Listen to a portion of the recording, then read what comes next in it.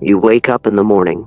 The alarm rings, a familiar grating sound pulling you from the ambiguous theater of your dreams. Another day begins. The coffee brews, the routines, the responsibilities, the endless list of tasks to be performed, they all line up like soldiers waiting for their general.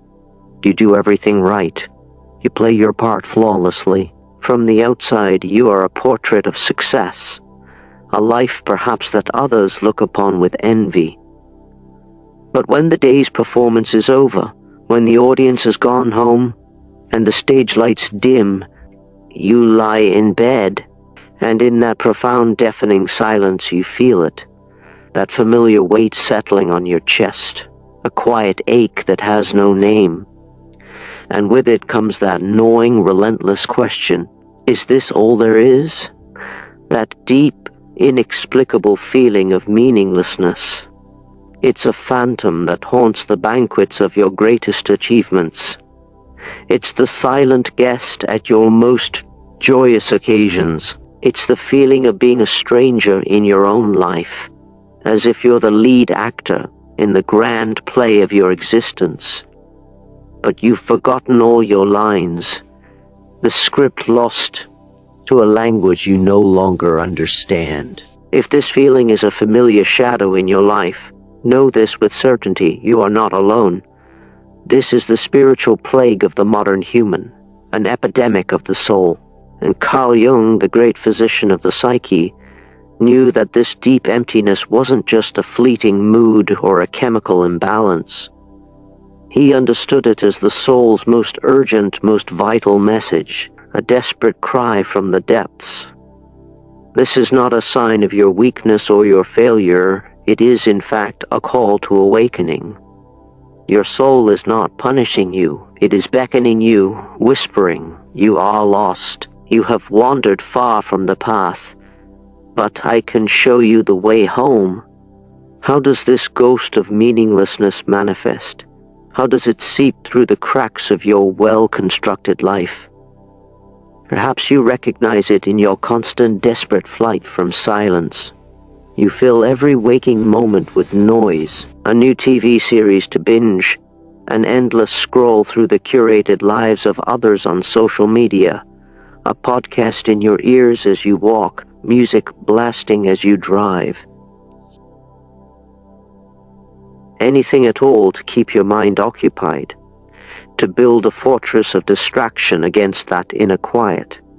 Because in that quiet, you are forced to confront the void. In that silence, you feel the terrifying weight of your own existence, stripped of all its roles and titles. And that confrontation is something you will do almost anything to avoid. Or perhaps you see it in the trail of your external achievements, the mountains you've climbed, only to find the air at the summit thin and unsatisfying. You dedicated yourself to the climb, the promotion, the bigger house, the faster car, the number in your bank account.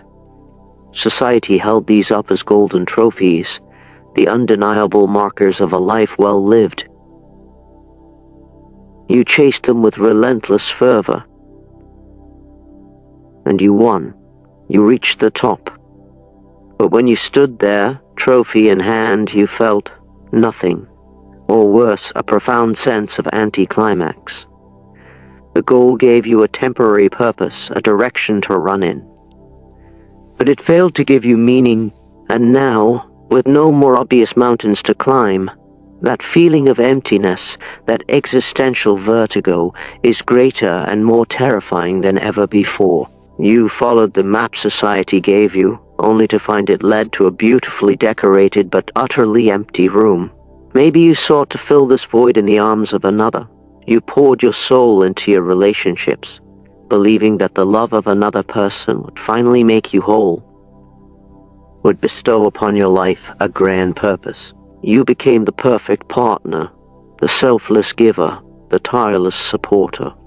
You thought their love could be the missing piece of your own puzzle. But time and again you discovered a painful truth.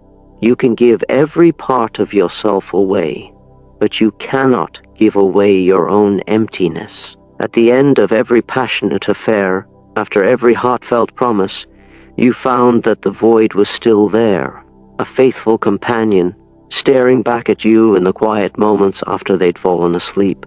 You must understand this. This is not your personal failure. You are not uniquely flawed. This is a collective disease, a symptom of our age. Jung saw this with chilling clarity. He said that the modern human has suffered a catastrophic loss. We have become disconnected from our gods. We have lost the powerful myths, the sacred rituals, the collective stories that once connected us to something larger than ourselves, to the transcendent. We traded these deep, nourishing wells for the sterile certainties of science, for the cold logic of rationality, for the glittering but empty promises of materialism. And our soul, an ancient and timeless entity, is starving. It craves that ancient connection, that deep, resonant meaning. And when this profound hunger is not fed, it manifests in our lives as depression, as free-floating anxiety, as addiction, as cynicism, and as that pervasive, soul-crushing sense of meaninglessness. You are not sick. You are simply spiritually famished. So if the world outside cannot provide it, where do we find this lost meaning? Where is the bread for our starving souls? According to Carl Jung, the answer lies not in a new destination, a new achievement, or a new person. The answer is, and has always been, waiting for us within. It is hidden in the deepest, most central chamber of our psyche, in a powerful, organizing archetype he called the self. You must not confuse the self with your ego. The ego is the commander of your conscious world. It is the part of you that plans, analyzes, and identifies as I. It is the CEO of your waking life. But the self is the entire corporation. It is the supreme archetype that encompasses all aspects of your psyche, both the conscious light of the ego and the vast, chaotic, mysterious darkness of the unconscious. The self represents the totality, the wholeness, the organizing principle of your entire being. It is, in Jung's most daring terms, the God image within you. It is the blueprint of your most authentic, most complete potential. Jung argued that the ultimate purpose of life, the telos of our existence, is not to inflate the ego, not to build a bigger kingdom for the I, but rather to place the ego in conscious, humble service of the self. This difficult, lifelong, and sacred process is what he famously called individuation. The feeling of meaninglessness that haunts you is often a direct symptom of the ego losing its connection to this deeper, wiser center. The CEO has locked himself in his office, obsessed with quarterly reports and stock prices, and has forgotten the mission of the entire company. He has lost contact with the board of directors, the collective wisdom of the soul. Jung's work, his entire psychology, is a guide to re-establishing this vital connection. It is a path to teach you how to quiet the incessant, panicked noise of the ego, so you can finally hear the profound, meaning-giving wisdom of the self.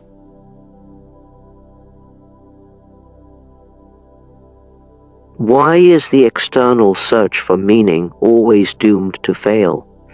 Why is it, as we said, like trying to quench thirst with salt water?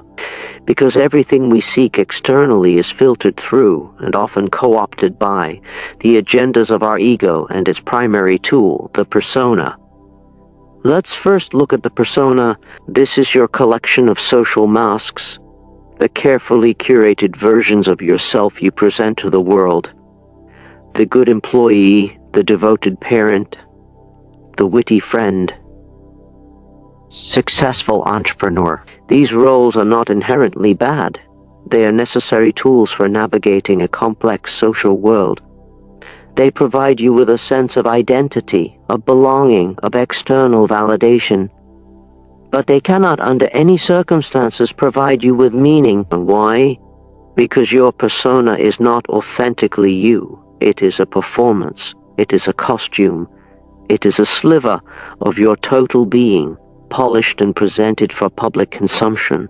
When you dedicate your entire life to polishing and perfecting this mask, you inevitably lose connection with your true essence that lies beneath. Meaning demands authenticity, a radical honesty with oneself, and the persona, in its desire to please and conform, is often the very antithesis of authenticity. Take a moment and ask yourself this, with brutal honesty. Which roles in your life feel like they no longer fit? Which mask has become so heavy that carrying it has become an unbearable weight? Who is the person underneath that mask? What does that hidden person truly, deeply want? Every time you say yes when your soul is screaming no, you are committing a small act of self-betrayal. You are telling the self that it doesn't matter, that the approval of others is more important than your own inner truth. And an accumulation of these small betrayals is what leads to the great desert of meaninglessness. Then there is the ego, your conscious I. The ego is a magnificent tool, but a terrible master. Its primary desire is for control. It wants to manage, to predict, to understand, to explain everything in rational, logical terms. But meaning, true meaning, is not a logical construct. Meaning is often found in the spaces beyond logic. It lives in mystery, in symbol, in paradox, in intuition. The ego is terrified of the chaotic, irrational, and unpredictable depths of the unconscious, because in that realm it is no longer king. It loses its illusion of control. This is why your ego will conspire to keep you on the surface. It will keep you busy. It will keep you distracted. It will give you 1,000 rational reasons why you don't have time for introspection, why dreams are just random neural firings, why that strange synchronicity was just a coincidence. Your constant frantic busyness, is it truly a sign of your importance and productivity, or is it a sophisticated defense mechanism? A way of avoiding a confrontation with the vast unknown territory of your own soul? If you were to let go of that tight grip of control for just one moment, what are you so afraid would happen? Searching for meaning outside of yourself is a fool's errand, set up by an ego that fears its own dethronement. The true, life-giving spring of meaning is, and has always been, waiting for you within, beyond the clamor of the ego and the suffocating masks of the persona.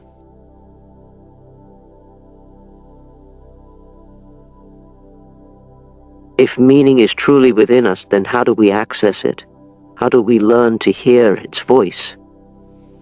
The self, as Jung taught, does not communicate in the direct, literal language of the ego. It speaks a more ancient symbolic language. It speaks through images, feelings, and the subtle fabric of life itself. The journey to find meaning is therefore a journey of becoming a translator, of learning the forgotten mother tongue of your own soul. Your dreams, Jung considered dreams the royal road to the unconscious.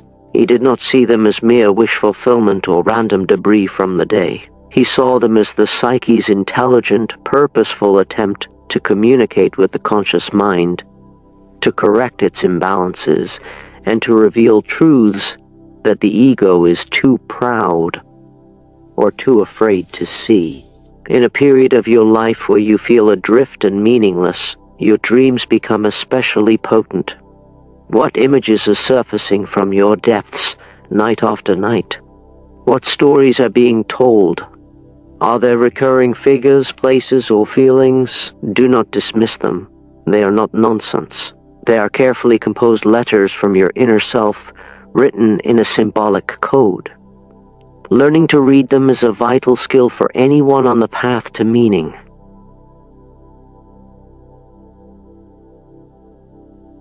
Your intuitions and synchronicities, what about that inner hunch, that gut feeling, that quiet knowing that you can't justify with logic, but feel with every fiber of your being? This is not random noise. It is often a direct whisper from the self, a nudge in the right direction. And then there are those uncanny, meaningful coincidences that Jung famously termed synchronicity. The right book falls off a shelf at the exact moment you need its message. You think of an old friend you haven't seen in years, and they call you that very day. A conversation with a stranger perfectly answers a question you've been wrestling with for weeks. These are not just random chance events. They are moments where the inner world and the outer world align, where the fabric of reality seems to ripple, confirming that you are on the right path. They are winks from the universe, orchestrated by the self, to show you that you are part of a larger, meaningful pattern. Think back. Have you experienced such moments? Did you honor your intuition, or did you rationalize it away?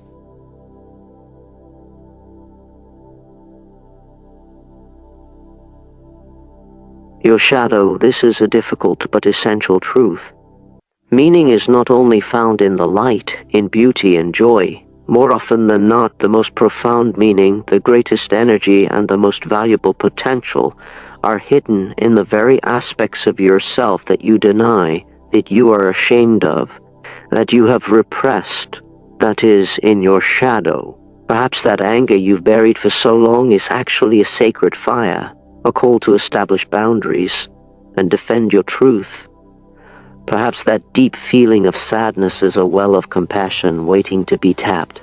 Perhaps that laziness you so despise is a wise protest from your soul, a message that the life you are living is draining your vital energy and is fundamentally wrong for you. Confronting your shadow is often the most significant and transformative step on the journey to finding meaning. What is the one quality you most reject in yourself? Now, ask yourself with radical courage, what hidden strength or vital message might that rejected part be holding for me?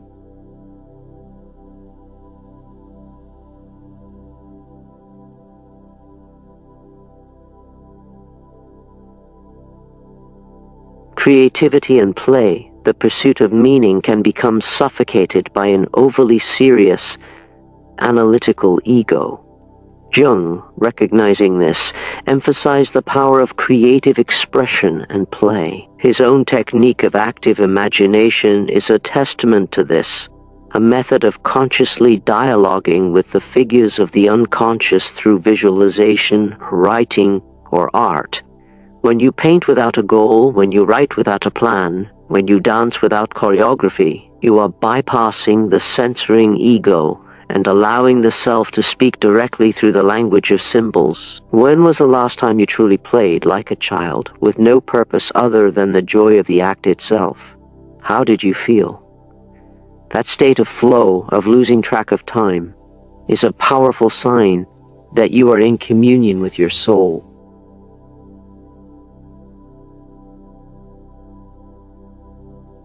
And now we come to the most challenging, most often ignored truth of this entire journey.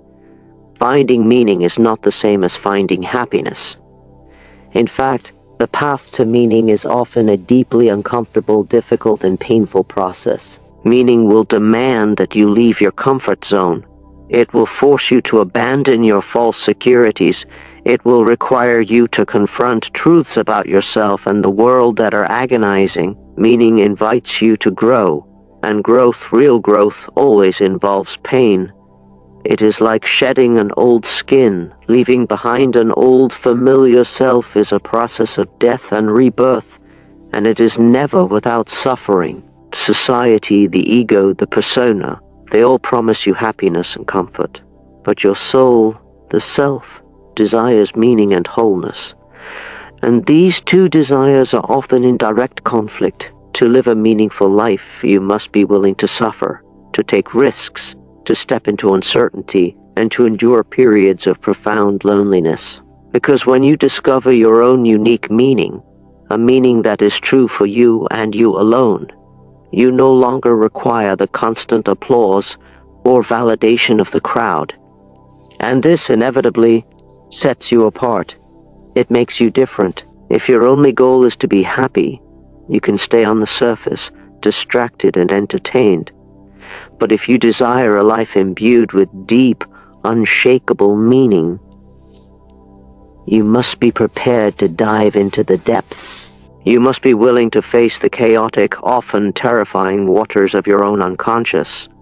Meaning is not found in the easy answers that society provides. It is found in the difficult, personal questions you dare to ask yourself.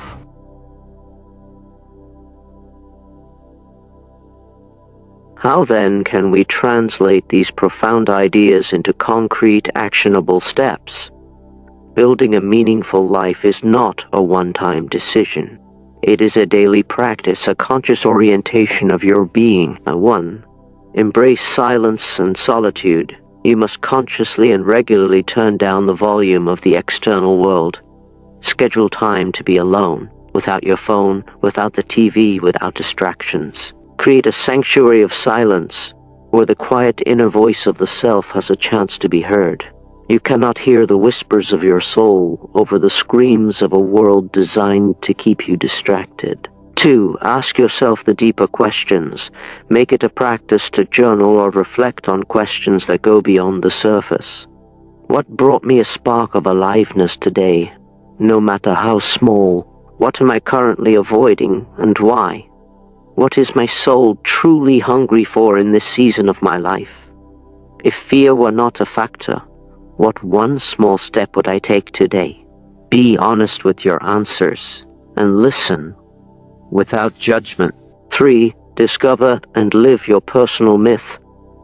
Jung believed we all live out a personal myth, a guiding unconscious story. Reflect on your life as if it were a myth. What are the recurring themes, the major characters, the central conflicts? What archetypal roles have you been playing? And most importantly, what do you want the next chapter of your myth to be? Consciously choose to be the hero of your own story. 4. Commit to wholeness in your choices. When faced with a decision, big or small, ask yourself this powerful question. Will this choice lead me towards a greater sense of wholeness, or will it fragment me further? Is this action coming from the needs of my ego, or is it aligned with the wisdom of myself? This simple question can become a powerful compass, guiding your actions towards a more integrated and meaningful existence. 5. Reframe pain and difficulty as a teacher. When challenges arise, practice shifting your perspective. Instead of seeing them as a punishment or a sign of failure, try to see them as a lesson, an opportunity for your soul to grow and learn. Ask, what is this experience trying to teach me? What strength is it asking me to develop? 6. Create meaning. Don't just wait for it. While moments of profound meaning can feel like gifts of grace, Jung also emphasized our active role in its creation. Infuse your daily life with a sense of purpose and sacredness. A simple meal can become a ritual of gratitude and nourishment. A conversation can become a deep soul-to-soul connection. A mundane task can become an act of mindfulness. See the symbolic value hidden within the ordinary. When you embark on this courageous journey to seek meaning, your life will not magically become easy or free of pain, but it will become immeasurably richer, deeper, and more resilient. The difficulties will still exist, but they will no longer define you. They will become chapters in your story, tools for your growth, catalysts for your transformation. That gnawing emptiness you feel within will slowly begin to fill with a quiet sense of purpose, a profound feeling of connection to something larger than your small, fearful ego. The chaos of the external world will continue to rage, but you will have cultivated an unshakable center, a calm harbor within your own soul. You will no longer be a leaf tossed about in the currents of life, but the captain of a ship, charting your own course through stormy and calm seas alike. This is the greatest gift that Carl Jung offers us, the promise that, despite the inevitable suffering and chaos of human existence, a life of deep meaning and wholeness is not only possible, but is the very purpose of our being here. This inner exploration is just the beginning. There are countless more truths awaiting you in the chaotic depths of your soul. Where are you searching for the meaning of your life? What steps are you taking to hear your own inner voice? Share your own journey of seeking meaning and your thoughts in the comments. Perhaps your story will illuminate the path for someone else. If this philosophical dive inspired you and you wish to continue mapping out your soul, don't forget to subscribe to Chaotic Depths and like this video, because meaning is not something to be found, but something to be lived, and you are not alone on this journey of living.